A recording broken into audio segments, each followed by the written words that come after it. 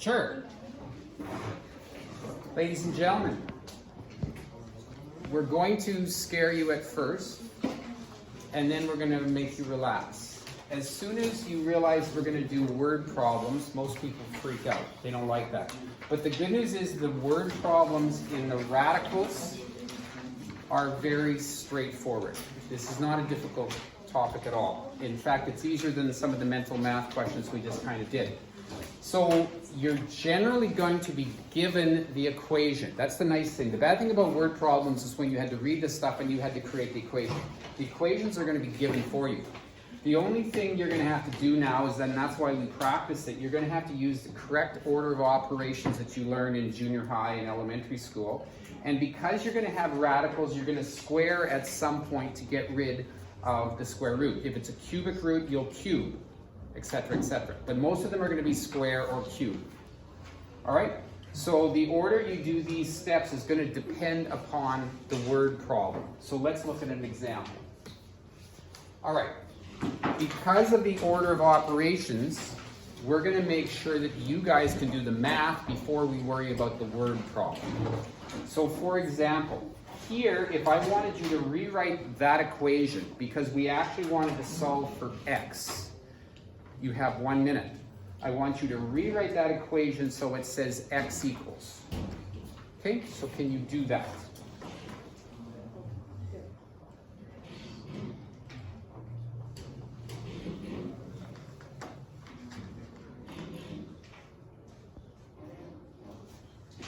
And you're going to see in these word problems, most of the equations we're going to do are not terribly complicated.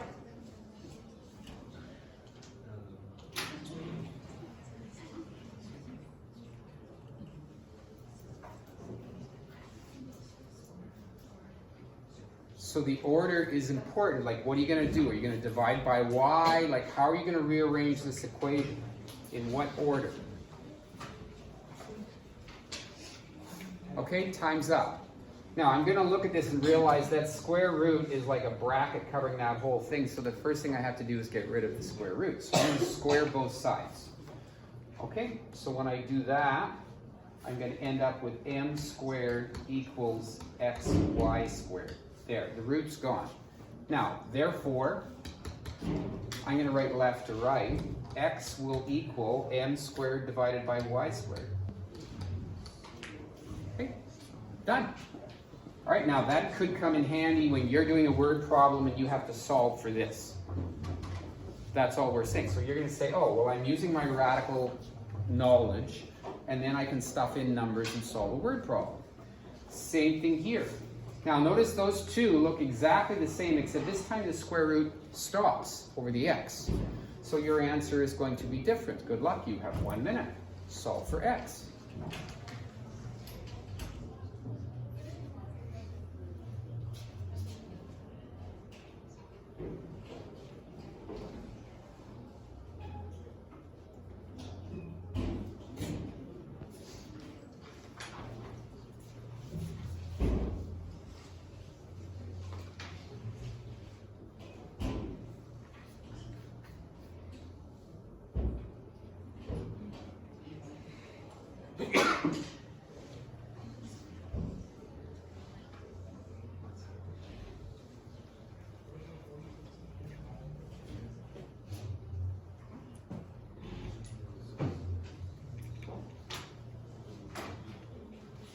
All right, I hear pencils going down on tables, which means people are done. Do you have the same answer as the person beside you?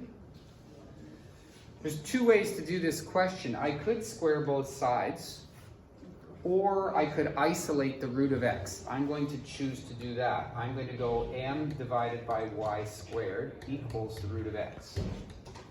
Okay? But I want to isolate x. So now I'm going to square both sides. So I end up with, and again I'm writing left to right because it just looks better, x equals m squared over not y squared, y to the fourth. Notice the answer is different this time. Okay? The next one is all yours. This time it's the root of x plus y squared.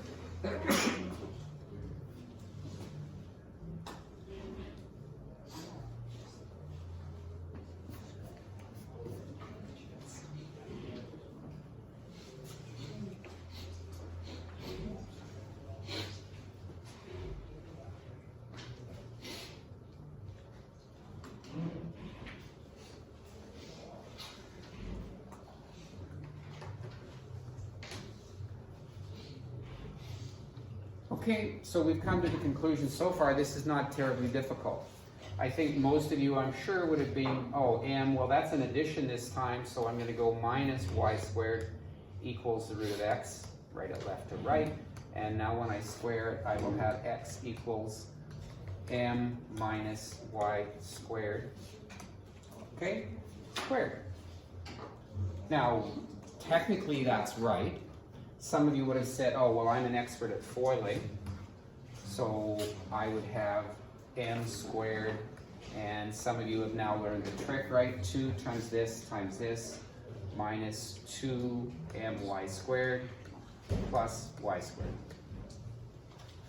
Now, I mean, this is the right answer. This is the right answer. Okay. I don't know if I was actually going to substitute numbers in, I might prefer that to that. Let's look at a word problem.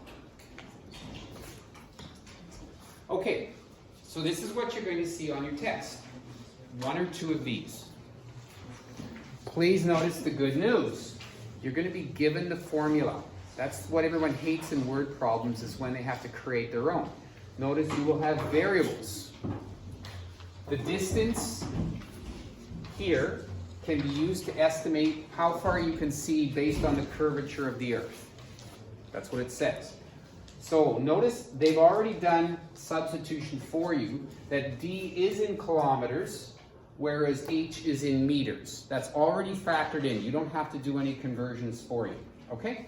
So this could be your height, it could be the height of a tower, and of course this is exaggerated. I mean, the Earth wouldn't be curving quite so dramatically, but you get the point. All right, so we have an example so we can do a question. An observation platform, this is kind of a little confusing, all right? So a platform is going to be built on top of a tower. Okay? The base of the tower is already 100 meters above sea level. Notice that this formula works above sea level. All right? How high must the observation platform be so an observer is able to see 50 kilometers? That's how far he has to be able to see. Right? How far must the platform be so the observer's distance from the horizon? So you have this. Now, does that go into D or does it go into H? It goes into D.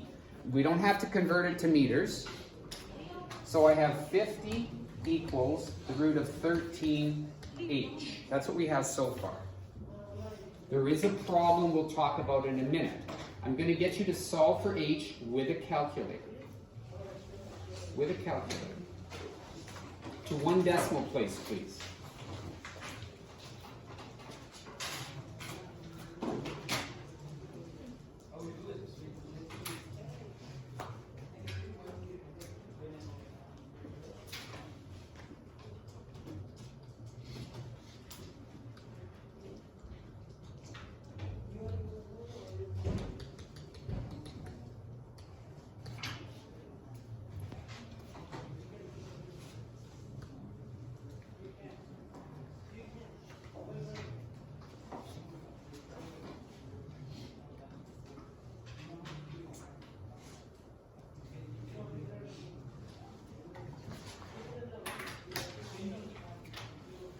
So I'm going to square both sides.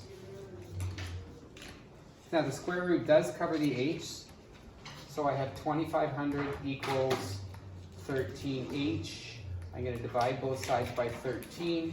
The total height for me to see 50 kilometers is what? 192.3 meters. And now I'm going to read the question. So if I was the silly height of 192.3 meters tall, I would be able to see something 50 kilometers away on the horizon, even including the curve of the Earth because of my height. Well, that's not the answer to this question. The question says, how high must the observation platform be added on to the already existing height of the tower? What are you going to do with the 100? I've already got 100 started. I've already started on 100. This is the total answer I need. So I have to have read very carefully, and then I have to subtract what I already have. Okay? So I would need to add on 92.3. In other words, I almost need to double it, 92.3 meters. Okay, so that made that somewhat confusing.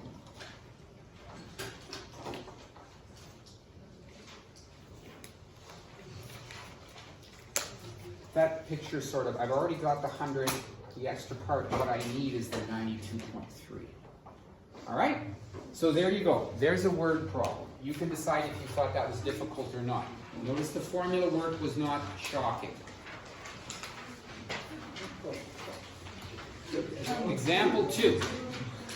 It was kilometers, and then the 100 was meters. So And it's because the formula already has meters per kilometer. You don't have to do any conversions. You're good. You're good. Okay? All right. 2 formulas from junior high or applied pre-calc in grade 10. The volume of a ball shape, a sphere, is given by that.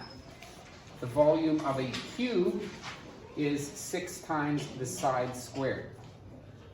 Now, if the volume of each of them, in other words, you have a sphere that's 750 and you have a cube that's 750. Yeah. We have V equals S to the cube. Oh, we have V equals S to the cube root of 3.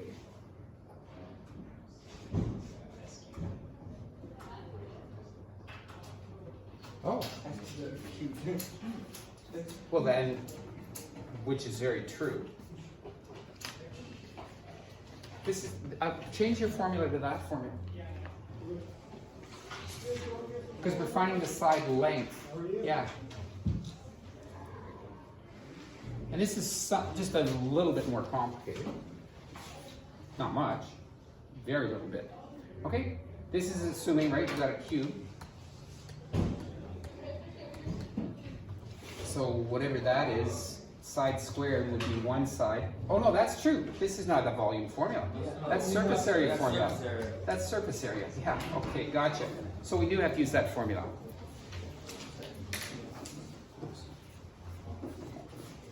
Okay, so that's the eraser.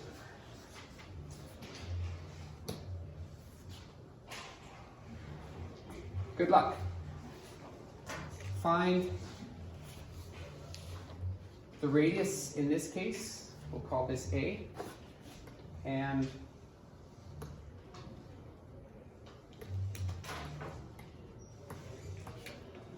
the side length.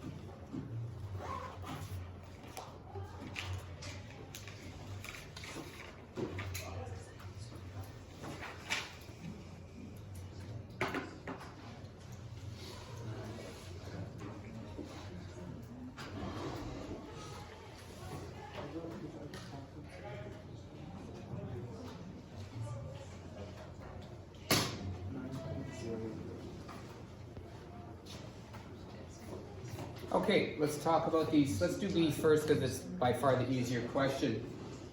If I'm simply replacing volume with 750 and I'm getting rid of the cube by cubic, you're getting 750. So I'm guessing since 10 would be 1,000, my answer is going to be 8 or 9 point something. What do we got? 9.1. 9.1? Probably would like more than one decimal place, but It's actually 9.0856. 0856? Yeah. 086. And these are centimeters? Does it say? Yes, it does. Okay, some people I think were looking at my work in A, wondering what I did. I was pretending I was in AP or someplace where I wasn't allowed a calculator and I had to state the answer in R, which is exactly what you practiced with those first 3 questions we did. So if I'm putting all of this on that side to isolate R, okay, when I divide by 4/3, the division becomes multiplication. This, of course, becomes division. Then I have pi r cubed, so to get rid of the pi, I also divide by pi. To get rid of the cube, I cube root. So there's a statement of what the answer is. Now, then you would put this in a calculator. Some of you, of course, just went one step at a time with your calculator. I have no idea what the answer is. What is it? 6. Pardon? 5 5.6 centimeters. Does that sound right? Yeah. Good. Okay, so you didn't have to do this. Some of you are going to take grade 12 next semester and maybe take AP. All right. Good luck. All yours. I'll let you read that one and decide what to do.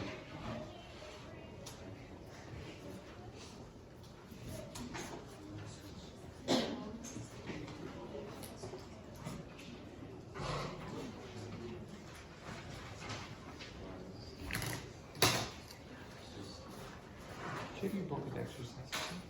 No, it's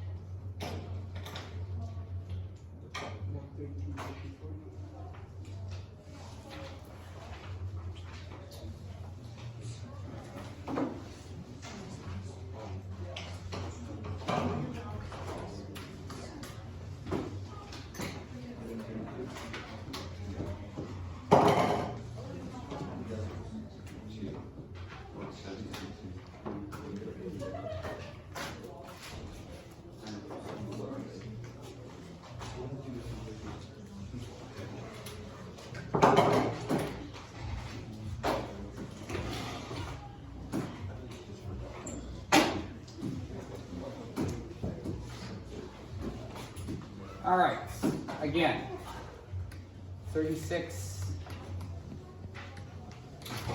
D.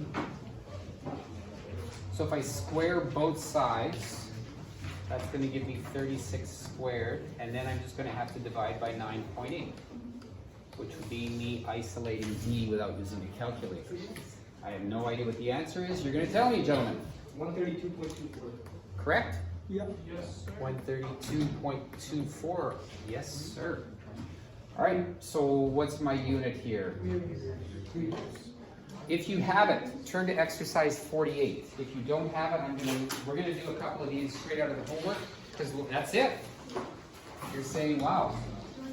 So exercise 48 is, again, you got it? Yeah.